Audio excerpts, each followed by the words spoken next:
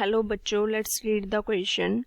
The question says that if A vector, B vector and C vector are three non-zero vectors and n cap is a unit vector perpendicular to C vector such that A vector equals to alpha times B vector minus n cap where alpha is not equals to 0 and B vector dot C vector equals to 12, then magnitude of C vector cross A vector cross B vector is equals to given है and magnitude find out करना है. So first of all key concept क्या use करेंगे. Key concept first result is when two vectors are perpendicular. When two vectors are perpendicular then उसके लिए condition क्या होती है हमारे पास. Then their dot product is 0. Then their dot product is 0. And next result क्या use करेंगे. Suppose any unit vector given है हमारे पास n cap is unit vector. Then उसका मैग्नीट्यूड किसके इक्वल्स होगा which means magnitude of n cap it is equals to 1. सो इसके concept को use करके क्वेश्चन को सॉल्व करते हैं. फर्स्टली स्टेटमेंट में क्या गिवन है. N cap is a unit vector. N cap क्या है. Unit vector. So from here n cap का मॉडुलस किसके इक्वल्स होगा. It is 1. And next it is perpendicular to c vector. Perpendicular है c vector के. So from here we can say that n cap dot C vector it is equals to 0. उनके dot product 0 के equals to होंगे such that A vector equals to A vector किसके equals to given है alpha times B vector minus N cap and B dot C vector क्या given है 12. Find out क्या करना है magnitude of C cross A cross B का. Firstly C cross ए vector cross B vector find out करते हैं. It can be written as C vector dot B vector dot A vector minus C vector dot A vector dot B vector. So from here it is C vector dot B vector given है हमारे पास it is 12. So it is 12 into A vector minus C vector dot A vector as it is dot B vector.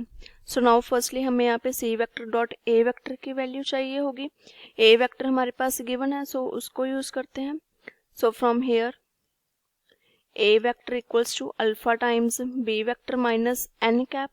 अब इसको C vector के साथ multiply कर देते हैं. So it becomes C vector dot A vector equals to C vector dot alpha times B vector minus n cap which is equals to alpha into C vector dot B vector minus n cap into C vector. So from here it is equals to 12 into C vector dot B vector क्या given था. It is 12 minus n cap into C vector. हमारे पास B dot C vector given है 12. It can be written as अगर C vector dot B vector भी यहाँ से क्या हो जाएगा हमारे पास it is 12. So from here it is equals to 12 alpha minus n cap into C vector which is equals to 12 alpha minus 0.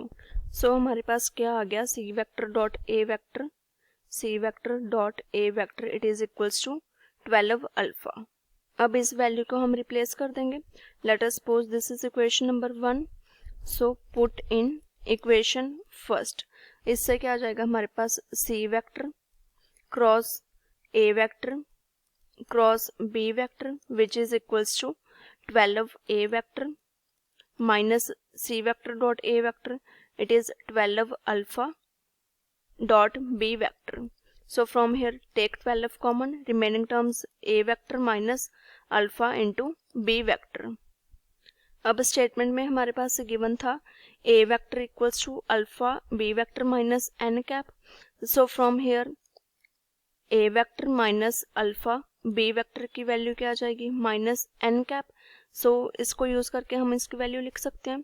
So it becomes 12 into minus n cap.